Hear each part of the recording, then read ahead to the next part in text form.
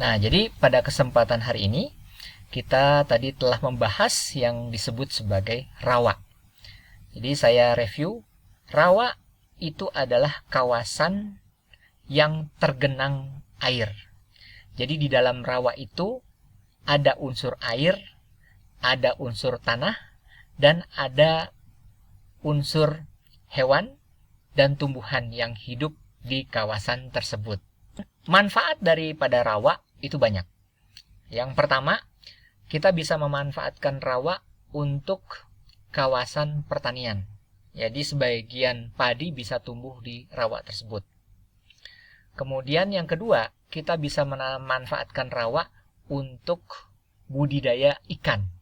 Ya, Anda bisa menanam udang di situ, kemudian bisa menanam ikan mujair, ya. Di situ kemudian Anda bisa menanam ikan nila. Itu bisa dibudidayakan. Kemudian yang ketiga, rawa itu sebagian ada yang digunakan untuk pembangkit listrik, ya. Dan yang keempat, saat ini banyak pemerintah daerah memanfaatkan rawa sebagai kawasan wisata, ya. Ya, seperti misalkan di Jakarta Utara itu ada kawasan rawa, di mana pemerintah setempat menanam mangrove, ya, pohon mangrove, ya, sehingga di sana bisa dibangun kawasan wisata, di mana orang menyewa kano. Ya, Anda bayangkan menyewa kano per jam itu 200.000 satu kano. Bagaimana kalau yang datang 100 orang ke situ? Nah, itu kawasan wisata di mana mereka bisa berkano. Contohnya di Hong Kong tadi saya katakan, mungkin perlu Anda datang sekali-kali ke Wetland Park. Ya, Wetland Park itu adalah kawasan rawa yang dijadikan wisata. Anda bisa melihat ekosistem burung di sana, mengintip ekosistem burung, kemudian juga ada makhluk lumpur, ya, yang Anda bisa lihat di sana sebagai objek wisata. Di sana juga ada museum, kemudian ada semacam kebun binatang kecil. Nah, ini potensi dari rawa tersebut. Nah, jadi kenapa kok kita harus belajar tentang ini, Pak, tentang rawa? Gini, saya kasih tahu ya. Indonesia itu punya 33,4 juta hektar rawa. Anda bayangkan seluas itu rawa, ya. Nah, yang dipakai atau dimanfaatkan itu hanya 19,1 juta hektar rawa itu yang dipakai. Berarti sisanya banyak yang belum dimanfaatkan. Otomatis kita sebagai siswa harus bisa tuh memanfaatkan sumber daya rawa tadi, ya, sehingga bisa menjadi tempat yang produktif. Nah, 19,1 juta hektar ini dipakai untuk apa, Pak? 19,1 juta hektar ini dipakai untuk pertanian, ya. Dan sekarang sudah ada yang namanya wisata rawa itu sendiri, ya.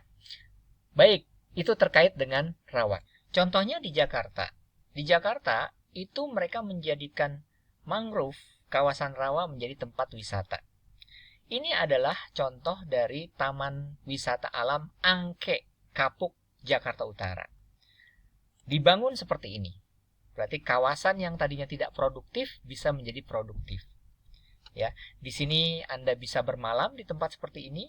Kemudian Anda juga bisa jalan-jalan dengan menggunakan sepeda atau jalan kaki. Kemudian ada beberapa wahana tempat bermain anak-anak seperti ini. Ya, ini adalah semuanya adalah kawasan rawa. Kemudian banyak sekali tempat menarik yang bisa Anda kunjungi di kawasan rawa seperti ini. Oke, ini di Jakarta. Atau juga Anda ingin naik boat seperti ini. Nah, jadi menarik. Rawa ternyata banyak memberikan manfaat. Ada beberapa ciri rawa. Yang pertama adalah ciri fisik rawa. Rawa adalah kawasan yang secara topografi cenderung relatif datar dan memiliki sedikit cekungan. Di dalam rawa itu terdapat yang namanya pasir, tanah, air, kerikil, dan batu. dan mereka memiliki air apakah permanen maupun musiman. Ciri kimiawi adalah ciri yang kedua dari rawa. Rawa memiliki tingkat keasaman tanah yang rendah. Tanahnya bersifat anorganik, sehingga banyak dikuasai oleh tanaman yang cenderung bertahan di lokasi yang basah. Kawasan ini menimbulkan keadaan yang anaerob, sehingga hanya jenis tanaman tertentu yang bisa tumbuh di kawasan rawa tersebut. Berikutnya adalah ciri biologi, di mana rawa dapat tumbuh hewan maupun tumbuhan di dalam. Faunanya spesifik, yang merupakan campuran dari ekosistem darat dan ekosistem air. Tanahnya mampu menjadi media tanam untuk tumbuhan hidrofit. Hidrofit itu adalah tumbuhan yang bisa tumbuh di kawasan yang cenderung basah dan lembab. Rawa berdasarkan genangan airnya dibedakan menjadi dua. Rawa yang airnya selalu tergenang dan rawa yang airnya tidak selalu tergenang. Rawa yang airnya selalu tergenang itu dapat dimanfaatkan sebagai lahan pertanian karena lahannya tertutup tanah gambut yang tebal. Di daerah rawa yang airnya selalu tergenang sulit untuk mendapatkan bentuk kehidupan binatang karena airnya sangat asam. Tingkat keasaman daerah ini mencapai 4,5. Sementara rawa yang airnya tidak selalu tergenang, ini airnya itu berasal dari limpahan air sungai pada saat air laut pasang dan airnya relatif mengering pada saat air laut surut. Nah, di kawasan ini adanya pergantian air tanah di daerah rawa, maka keasaman tanah tidak selalu tinggi sehingga dapat dimanfaatkan sebagai area sawah pasang surut. Di Hong Kong ada satu kawasan wisata namanya Hong Kong Wetland Park. Jadi kawasan ini memanfaatkan rawa untuk tempat wisata. Kawasannya itu berada di Tin Sui Wai, Hong Kong. Masuknya juga sangat murah. Ya. Nah, Anda bisa memanfaatkan ini untuk tempat wisata. Nah, di Hong Kong Wetland Park Anda bisa menikmati berbagai macam keanekaragaman hayati, ya, mulai dari tumbuhan, ya, dan hewan. Di Hong Kong Wetland Park juga merupakan kawasan yang tepat Anda untuk berfoto, ya. Di sana Anda bisa menikmati pemandangan yang indah terkait dengan rawa-rawa tersebut. Anda bisa menemukan spot untuk foto seperti ini di Hong Kong Wetland Park.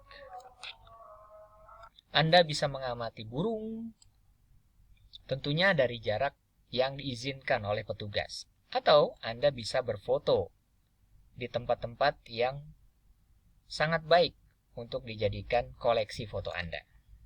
Nah, berdasarkan jenis tanah, itu ada yang namanya rawa gambut bila tanahnya dari bahan organik. Tetapi ada juga rawa mineral bila tanah dari aluvial sungai atau marin.